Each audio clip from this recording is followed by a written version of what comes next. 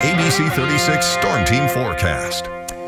Well, it's been a wet and stormy Thursday here in central and eastern Kentucky, and we are not done yet. Checking out our Viper radar, we've got activity here in the bluegrass, some rain and storms beginning to fire back up in southern Kentucky, but the bulk of the action is out into far eastern Kentucky and moving into parts of West Virginia. That's where the majority of the severe thunderstorm warnings have been. They've got a few flash flooding issues on the other side of the border there into parts of West Virginia. But looking at southeastern Kentucky from Whitesburg running up toward Hyman and Knott County and then back toward Hazard, we've just got some steady rain occasionally on the heavy side over into Pike County, far eastern Kentucky, really coming down there. And then back here in the bluegrass, some scattered rain here in Lexington, but running Richmond and then down to the southwest. Also some heavier downpours, Lawrenceburg, just to the north of Lancaster, not far from Lake Harrington there, Camp Nelson along the Garrett and Jessamine County line, and then stretching up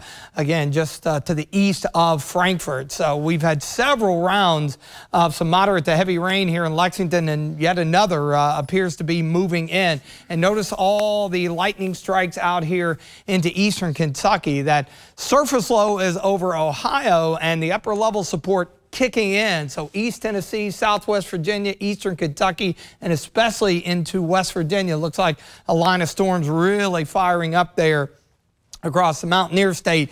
We've got that tornado watch till 9 o'clock, basically Morgan, Magoffin County, and then points eastward along the US 23 corridor. I think here within the next probably hour or two max, they'll begin to trim that down as they already have Storm Prediction Center, the severe threat, still level 2 from London, Williamsburg off to the east and northeast. The damaging wind threat, that's primarily the biggest threat, along with some isolated larger hail. A spin-up tornado in this environment not off the table, but so far we've done pretty well through the afternoon.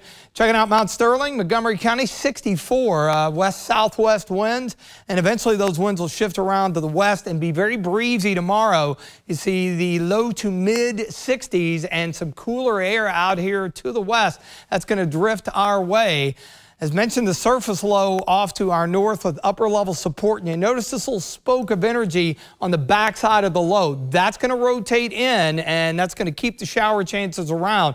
Notice how we wind things down this evening. A few spotty showers during the overnight. We start out in the mid 40s tomorrow morning, and then we struggle to get into the mid to upper 50s. It will be breezy as well, so kind of a blustery day to come on your Friday. But good news, this is not going to last long. In fact, much improved for the upcoming weekend.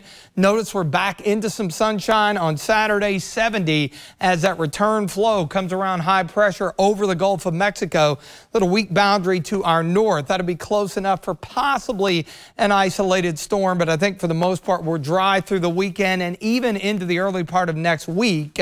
Some of the data a little aggressive, I think, with the rain chances, but the good news, we're looking at temperatures into the mid to even upper 70s, so it is going to be unseasonably warm even for this time of the year as we head into next week. Breezy and cooler later on, scattered showers from time to time, mid 40s, only mid 50s, blustery cool tomorrow, a few showers around. Keep that in mind if you're going to be out and about. Good looking weekend overall, and check out those temperatures next week as we increase our rain and storm chances Wednesday, Thursday, highs in the mid to upper 70s.